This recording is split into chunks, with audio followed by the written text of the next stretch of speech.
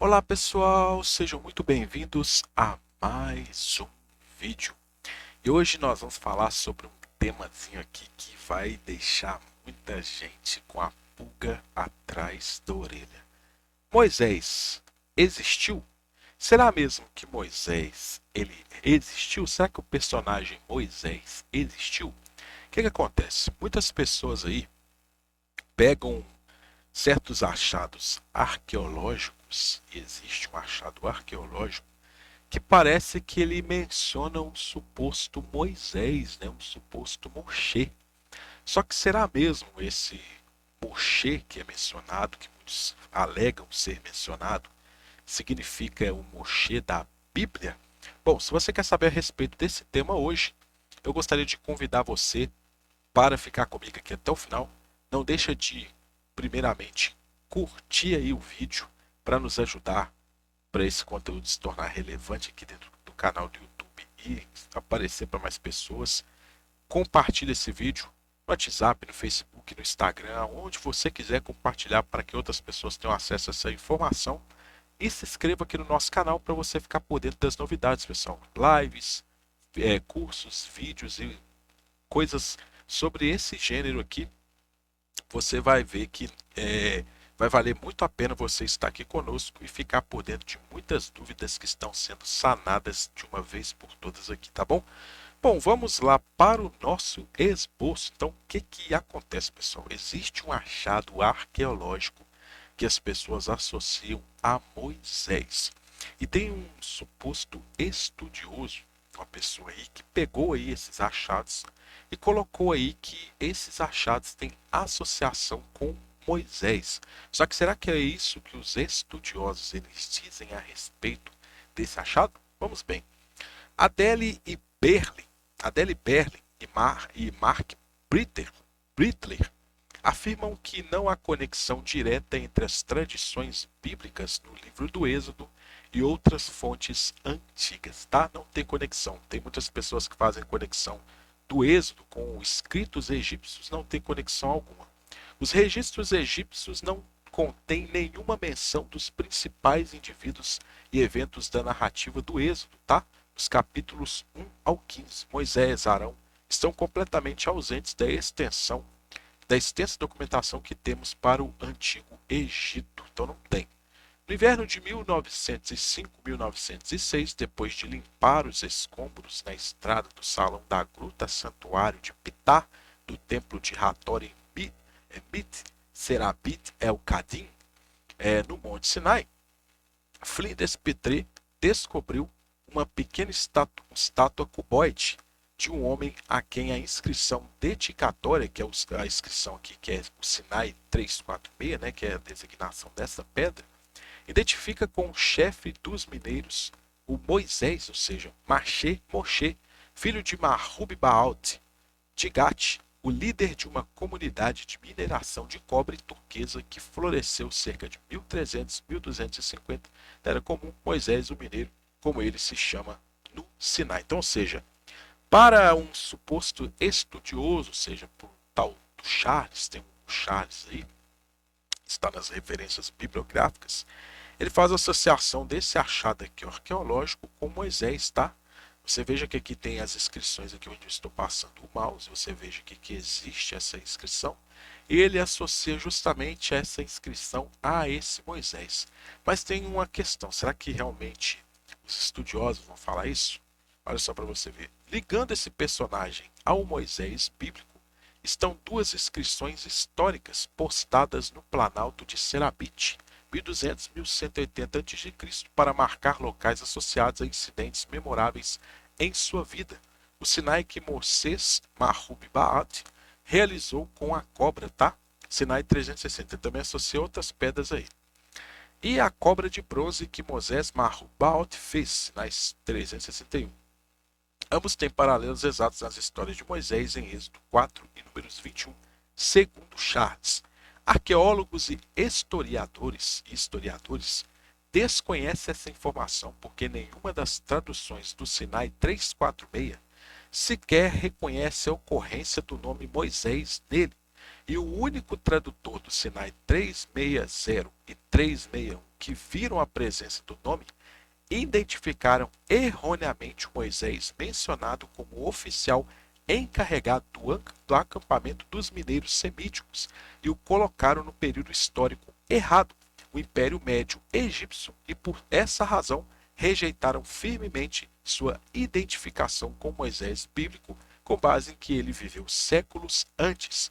Sobre estas e outras inscrições de Serabit El-Kadim, que se refere ao chefe dos mineiros, Moisés assim estabelece sua existência histórica. Então, o que acontece? Então, muitas pessoas associam essa pedra, né, e outras mais ao Moisés. Só que tem um problema. Os estudiosos, eles demonstram, né, os egiptólogos, os historiadores, eles mostram que esse achado arqueológico ele é bem anterior ao Moisés.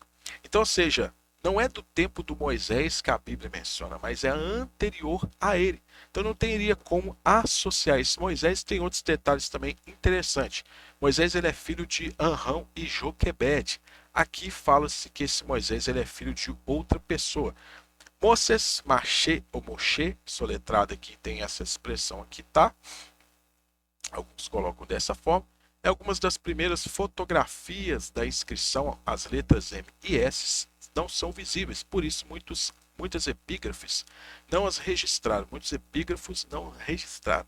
O M foi visto e gravado, no entanto, por Eisley e Bruston, embora ambos o considerassem a letra final da palavra anterior.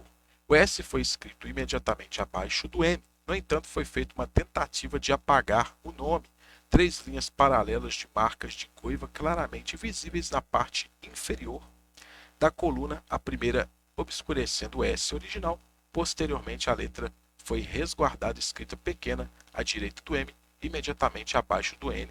Aí ficaria ali NQBN. Então, ou seja, alguns colocam que realmente houve essa tentativa de se apagar ali esse suposto nome, né? Mas que na verdade essa expressão ela não tem nada a ver com Moisés. Moisés era filho do meio de Mahub Baalt Tigat. Seu primeiro nome do nascimento era Yapim Machê, né? O nome de sentença egípcio consistindo de Baal Yapim, como seu sujeito, e o verbo egípcio ms que ele deu ele. Isso difere do registro bíblico que diz que Moisés era filho de Anrão e Joquebede, ambos irmãos. Tá? Então difere do registro. Esse Moisés está sendo referido aqui não tem nada a ver com esse Moisés do relato bíblico.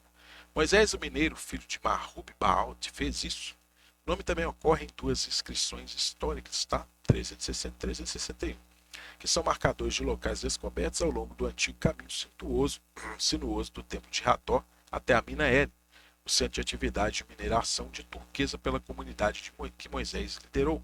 Ambos estão no dialeto de Gad, mas uma forma posterior é escrita no alfabeto usado em Israel, não no das inscrições do Sinai. Considerações paleográficas e linguísticas indicam uma data de 1200 a 1180 a.C. Em perspectiva histórica, período imediatamente anterior à conquista e ocupação filisteia de Gate e o êxodo de sua população israelita para a região montanhosa. Então, ou seja, se você for pegar essa expressão, esse achado aqui, ele é anterior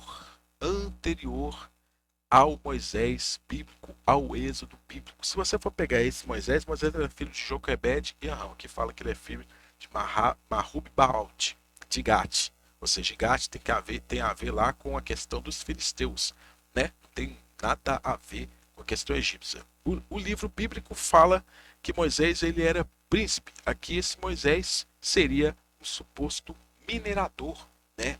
Chefe dos mineradores, tá? Quando se fala aqui de Moisés, o mineiro, não é de mineiro aqui de Belo Horizonte, não, tá pessoal? De Minas Gerais, não, é o minerador. Aquela pessoa que trabalha com mina, trabalhava na mina, fazendo escavação ali para os seus senhores. Os especialistas divergem quanto à tradução da inscrição da pedra, mas unanimemente não atestam Moisés na inscrição.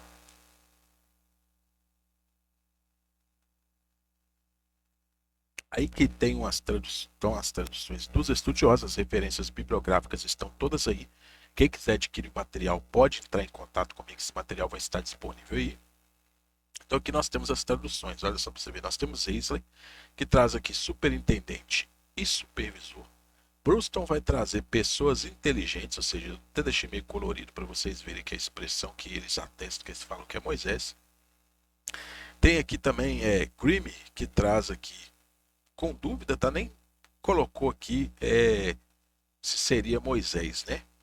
Traz essa outra questão aí também. Tem aí também é, Button, que traz pedreiro ou gravador. Putin também novamente ele vai trazer depois pedra de Cedars, né? Parece que uma revisão que ele fez. Albright não vai trazer ali, fala ali em nome de Numu, chefe do ministério, e não fala mais nada. Ou seja, Albright também, que é bem reconhecido nessa questão aí dessa língua egípcia, né? Aí nós temos Vanderbranden, que traz chefe, tá? Vanderbranden vai trazer chefes. Colles vai trazer chefe dos prefeitos. E Puec, que vai trazer aí mineiros, tá? Vai trazer essa questão aí. Definição do nome Moisés. Aí tem uns léxicos que vão trazer assim. Moisés, o grande líder hebreu, profeta e legislador. Provavelmente do egípcio Mes ou Mesu, que significa criança ou filho, tá?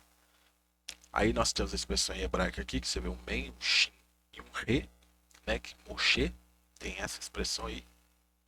Filho de Arão e Joquebede, tá? As referências aqui estão aqui, tá?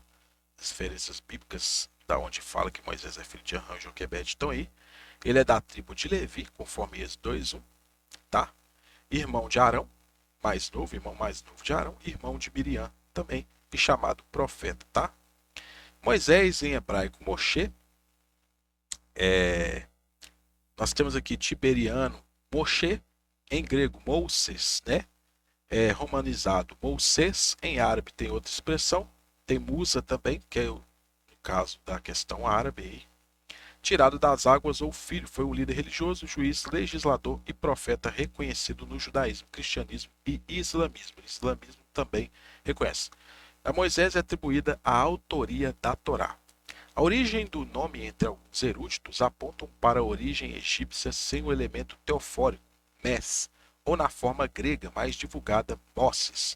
Deriva da raiz substantiva ms, criança ou filho, correlata da forma verbal MSY, que significa gerar.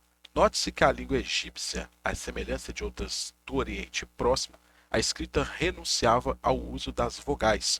Mes significa sim, gerado, nascido ou filho, tá? Tome-se como exemplo os nomes dos faraós Amoses, que significa filho de Deus Amon-Ra, Tutmés, significando filho do deus Tote, ou ainda Ramsés, que seria filho de Ra, tá? Então, esse prefixo Mes aí, né, do qual deriva-se essa questão de Moisés, ou seja, significaria o nome que ele seria filho de algum deus ali, ou uma identificação, era um nome comum ali entre as questões, tá? Entre o povo ali egípcio. Semitas que alcançaram posições de destaque na hierarquia social egípcia receberam o nome Mes, como Ramsés K em Neterou, ou Ramsés Peri, envolveram-se em revoltas de escravos ou em tramas da corte. A memória acerca dessas figuras é possivelmente a origem de tradições orais diversas, que embasam os textos bíblicos escritos posteriormente, a partir do século VII a.C. Estas tradições, por sua vez, passaram por várias fases de reelaboração em distintos momentos da história do Antigo Israel, não tomando a forma que conhecemos antes do quarto século antes de Cristo, tá? Então, a forma que nós conhecemos hoje dessa questão da Torá e etc e tal,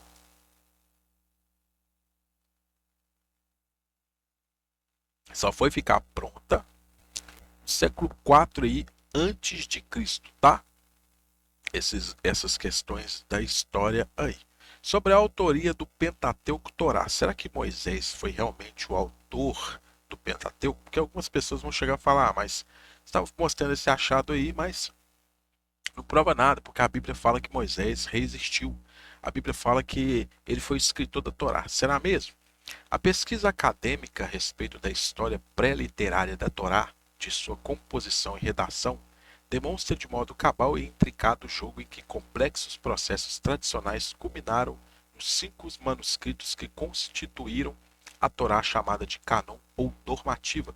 Os 250 anos de investigação permitiram a construção dos seguintes consensos: a Torá é formada de uma variedade rica e complexa de tradições, as quais derivam de muitos contextos. Há tanta apropriação de materiais não israelitas, ou seja, materiais pagãos, dos quais os autores se utilizaram para escrever o texto bíblico, quanto à adoção de antigos materiais transmitidos quase sempre de forma oral, ou seja, boca a boca, tá? Os quais foram agregados à forma final da Torá.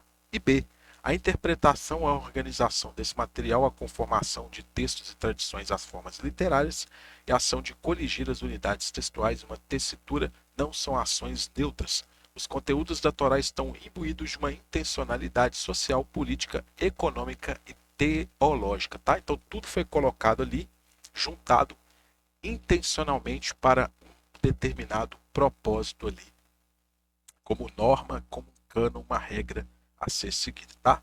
A própria Torá nunca atribui autodesignação. Em outras palavras, não assume a autoria por parte de Moisés. Quem atribui a autoria ao Moisés são os que gostam de interpretar e espiritualizar a Bíblia. Se você for parar para analisar, é dessa forma. Outros autores, existem referências dentro da Bíblia que se chama ali a Torá de Moisés? Tem sim, mas não significa que Moisés seja o escritor da Torá. A ideia de que a Torá é a palavra divina mediada por Moisés foi aceita na Idade Média e no início da modernidade. Ainda assim, desde a Idade Média, observou-se que uma Torá mosaica era contraditória com a narrativa da própria Torá. Abraham ibn Ezra, que é um rabino, tá? Observou no século XII que Gênesis 12:6 afirmava que os cananeus estavam então na terra. A palavra então seria sugestiva de que, quando o autor dessa passagem escreveu, os cananeus não estavam mais na terra. Em outras palavras, o texto tem internamente evidências de ter sido escrito após o período do tempo de Moisés, uma vez que nos tempos de Moisés os cananeus ainda estavam na terra, tá? Então, ou seja, por essas expressões e outras que eu vou demonstrar aqui, a autoria mosaica, ela cai por terra, pessoal. Você veja aí que o consenso acadêmico é que a Torá, ela teve vários autores. Que Moisés pode ter escrito alguma parte? Pode, mas ele não é o autor completo da Torá, como muitas pessoas colocam.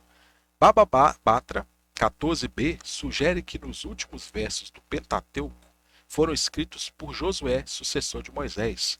Na Idade Média, Isaac ben Jesus ibn Ezra elaboraram listas contendo textos pós-mosaicos que foram escritos em épocas posteriores da história de Israel. Gênesis 36 e 31, textos supostamente do período monárquico, e Números 22:1 fazem parte desta lista. No caso de Números 22:1, há indícios de inconsistências na configuração espacial da narrativa. Tendo partido os filhos de Israel, acamparam-se nas planícies de Moabe, além do Jordão, na altura de Jericó. O texto informa a localização a partir do olhar de quem está observando o território, estando na terra prometida. Porém, em nenhum lugar da narrativa Moisés ocupa o lado do Jordão que permita aludir a essa assim a Transjordânia. Essa é uma evidência de que o texto foi escrito mais tarde por quem já estava fixado na terra prometida, algo que aconteceu apenas posteriormente na história. Então, o que acontece? Por essa declaração, por textos como esse, que fala lá, tendo partido os filhos de Israel, acamparam-se nas planícies de Moabe, né, além do Jordão, na altura de Jericó, só pode ser dito por uma pessoa que já estava introduzido dentro da terra prometida. E aí eu faço a seguinte pergunta: quando foi que Moisés entrou na terra prometida? Ah, mas ele entrou. Então você está em contradição com o que o próprio Deus disse, que Moisés ele não entraria na terra prometida porque ele bateu 2 vezes na rocha e ele não santificou o nome dele. Então Moisés jamais pisou na terra prometida. E esse texto ele foi escrito por alguém que estava na terra prometida. E se Moisés era considerado o autor da Torá, como que fica esse texto aqui agora então? Complicado, né? Dá para inculcar aí os neurônios. Fica essa perguntinha aí para vocês raciocinarem a respeito disso. Em relação ao estilo da narrativa, existem quebras lógicas de sequência em narrativas que foram observadas, levando em questão as fontes dos autores da Torá, tá? Gênesis 7,15, Noé traz a arca pares de animais de todo tipo. Em Gênesis 7,2, o mesmo Noé traz apenas pares de animais puros. Em Gênesis 4,26, a humanidade invoca ao Senhor desde o princípio, enquanto em Êxodo 3,13 ao 15, o nome do Senhor é revelado somente a partir da vocação de Moisés. Nós podemos também colocar aí o texto de Gênesis, capítulo 14, que fala da guerra dos reis de Sodoma, e depois vem lá o texto de Melquisedeque, ou seja, corta a narrativa dos reis de Sodoma ali sendo vencido por Abraão ali, Abimeleque, né, sendo vencido ali por Abraão, né, se eu não me engano. E ali corta-se a narrativa para falar de Melquisedeque que trouxe pão e vinho. É um dos exemplos também dessa questão de quebras lógicas sequenciais. O comportamento de Faraó no episódio das pragas do Egito é explicado de duas maneiras diferentes. O Senhor endureceu o coração de Faraó e o rei do Egito endurece o próprio coração. Tensões que carecem de explicações e questionam a autoria mosaica, tá? Também existem narrativas duplicadas, duas histórias da criação, duas histórias da aliança entre Deus e Abraão, duas histórias da expulsão de Agar, dois relatos da vocação de Moisés, duas versões dos 10 mandamentos ou decálogo.